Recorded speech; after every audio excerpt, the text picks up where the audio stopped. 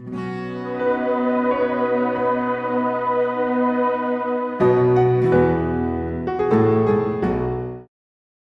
we have a question from this mic here? Sure. I just first like to say thank you for coming here. And my name is Puya. So I'm a student drama, and I come from Iran, not Iraq. Iran, the old name Persia. So I come from a religious family. My family are Muslim, but I born as a Muslim, but I didn't want to born as a Muslim because, so as a family I born, but still I haven't accepted Islam because of some certain points. My main question was about the time, like Asian time, back to the 1,000 years ago, when the time the Islam come to my country and we became a Muslim. So as I read in the history and those kind of stuff, I found it out that the Arab countries, so they attacked my country and they invade my country and they brought Islam by force without my king accepted. So Persia was the old country and it was the most civilized country from the ancient time until now. We believe a real God, we were worshipping a real God, and our religion was Zartosh. So he was a prophet also. So we believe in good deeds, good thought, good words. So even Cyrus the Great, he was the king of the world and he was doing a lot of good things. Even some people, they was confused that they called him Masih. He was doing many good things, but he was never said, I'm a prophet, I'm a God. But even though that king, when he attacked the other country, he never killed a civilian, he never raped a woman, and he never made them to change the religion. Even somebody was worshipping a cow, he respect for them, even though he was worshipping a real God. He could make them to worship also same as what is worshipping. But in the Islam way, if you're going to promote your religion, doesn't mean that you have to force it to somebody else or you have to make them to accept that religion. Because, human being means freedom. So anyone, they should have a right, human rights. So maybe those people, they didn't want that religion. So why they have to attack and, to bring it by force? That was the main question that make my heart a bit, to make me my belief go down. So. Brother, are you Parsi? Pardon? Yeah, I'm from Fars. Are you a Parsi? You mean Farsi? Are you a Parsi? Are you a Zoroastrian? No, I'm not following any religion. You don't belong to any religion. I don't believe. But you said your parents were? My parents are Muslim, but because of this confusion stuff, I never try to follow the religion. I just believe in real God and doing the good things. So you believe in real God and good things. What are the good things? Where do you get the good things from? Good things like I don't harm the others. Whatever I'm doing, not try to harm the others. That's the first thing. As much as you can do the good things, even helping the others, and believe in the real God, not worshipping a stone or leaf or whatever. And I believe God is single. But I didn't. So you have your own philosophy. So you want to bring a new religion. I'm not going to make any religion. I'm just following my brain because as I know, God gave us a brain. So I didn't make my mind busy by following the books. When I was 10 years old, I was just thinking until now even. So I tried to follow my brain. thinking, he's saying, God as long as not a stone. Who told you stone is not a God? Anyway, I'll answer your basic question. Your basic question is that Muslims came to Persia and they conquered and they forced people to accept Islam. So no one should force at all. I agree with you. Point to be noted is that today the media promotes that Islam was spread by the sword. I am aware that there are certain black sheep in the Muslim community and there are certain Muslim rulers who did wrong things. But as a whole, Islam was never spread by the sword.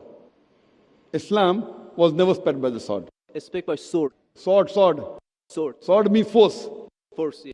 Like you said, now Muslims came and conquered Persia, etc. You see everywhere it's happening. There are wars taking place. But in Islam, it's clearly mentioned in Surah Baqarah, chapter 2, verse number 256. La ikraha fid deen. There's no compulsion in religion. Truth stands out clear from error. What we see today, if we analyze, that we Muslims, we were the lord of the Arab lands for more than 1400 years. For the past 1400 years, the Muslims were the lord of the Arab lands. For a few years, the Britishers came. For a few years, the French came. But overall, the Muslims were the rulers of the Arab land. Yet today, there are more than 9 million Christians who are Coptic Christians. That means they're Christians since generation. If the Muslims wanted, they could have forced each and every non-Muslim to accept Islam at the point of the sword in the Arab land. These more than 9 million Coptic Christians, they are giving Shahada. They are bearing witness that Islam was spread by the sword. We Muslims, we ruled India for more than 1,000 years. We ruled India for more than 1,000 years. If we wanted, we could have forced every non-Muslim Indian to accept Islam at the point of the sword. Today, more than 80% of the Indians are non-Muslims. These more than 80% non-Muslim Indians, they are giving shahada, they are bearing witness that Islam was spread by the sword. Which Muslim army has come to Indonesia? Indonesia today has the largest number of Muslims in any country, more than 200 million Muslims. In Malaysia, more than 55% of the citizens of Malaysia are Muslim. I am asking you, which Muslim army came to Malaysia? Your country, which Muslim army came? Which Muslim army went to the east coast of Africa? It was the business, it was the traders. When they came here, people accepted this religion. It is the media hype which talks about Islam was spread by the sword. Yes, there were a few people. There were a few black sheep of the Muslim community. Brother, you asked the question, you're listening or you're raising the hand? Okay, sure. You asked the question, you gave the background, I listened to it, and now you want to raise your hand. I have not completed my answer. Okay, sure. Continue. If you ask the question, you should think. Because if you're thinking something, I'm a doctor. If you're thinking, that means you won't hear my answer. If I ask you to repeat, you won't be able to repeat 25%. So when you listen, you should give attention. I'm a doctor. I've done psychology also. So, this is the media hype. If you read Thomas Carlyle, historian, he writes in his book, Heroes and Hero Worship. He puts number one hero prophet as Prophet Muhammad Sallallahu Alaihi Wasallam. He's a Christian.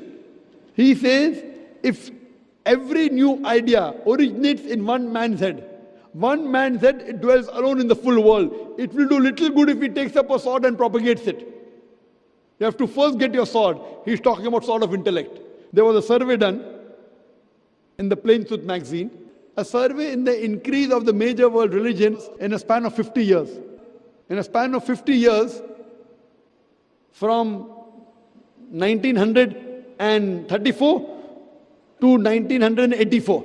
In a span of 50 years, the increase in the major world religion. It came in Reader Digest, Almanac Yearbook, 1984. Number one maximum increase in religion, it's Islam, 235%.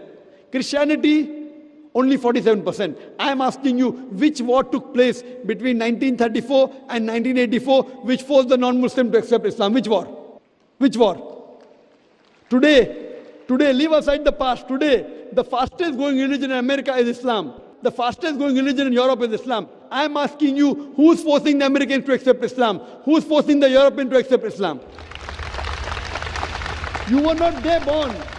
Were you present in the past? Arabs came to my land and forced. Where were you present? This is history. Many things in history is false. So that's what? Okay.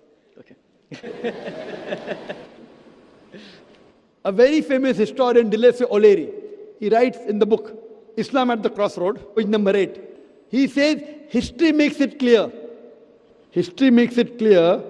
that the legend of fanatical Muslims sweeping across the world, forcing Islam at the point of the sword, is the most fantastic, absurd myth that historians ever repeated. Who says that? Dilese O'Leary. History makes it clear that the legend of fanatical Muslims forcing Islam at the point of the sword over conquered races is the most fantastic, absurd myth that historians ever repeated. This is just in the media today. Muslim terrorist, Muslim terrorist. I am asking you, did any Muslim attack you in this country? No, never. But the media says Muslims are terrorists. Yeah, media is just nonsense. Yes, same way your history is also nonsense. When media is nonsense, the history is also nonsense. Some is correct, some is wrong. That's the reason, if you hear the answer, I would like to end my answer with a quotation of Dr. Adam Pearson. Dr. Adam Pearson says that people who worry that one day nuclear weaponry will fall in the hands of the Arabs, they fail to realize that the Islamic bomb has already been dropped.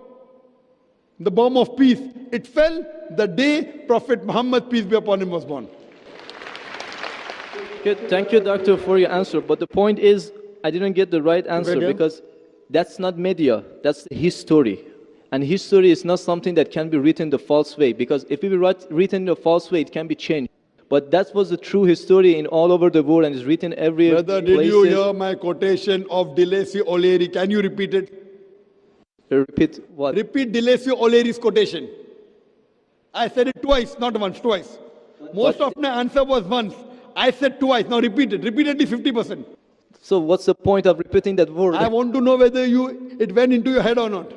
No, because that's what is in my head that is a history first thing. I am asking you, can you repeat the statement, the answer which I gave earlier? If you cannot repeat, that means it's useless me repeating the answer.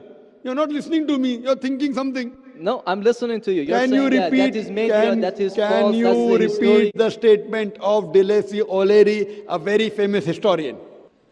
No, I can't. I'm saying it for third time. Listen to it and go behind the queue.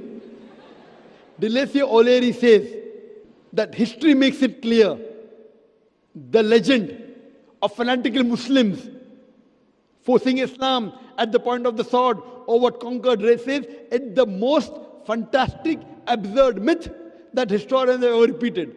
Deleuze O'Leary says history has been telling falsehood, and you're saying history, I believe in history. Deleuze O'Leary is saying that what history says that Muslims are forcing Islam at the point of the sword is the most fantastic myth that historians have repeated. So you have got influenced by the myth.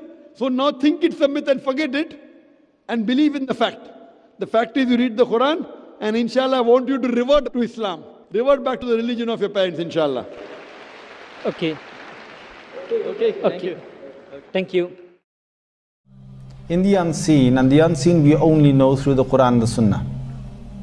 No person can know the unseen in its entirety except through the Quran and Sunnah. And we have Allah subhanahu wa ta'ala who has been very merciful to us to tell us what is happening in the unseen.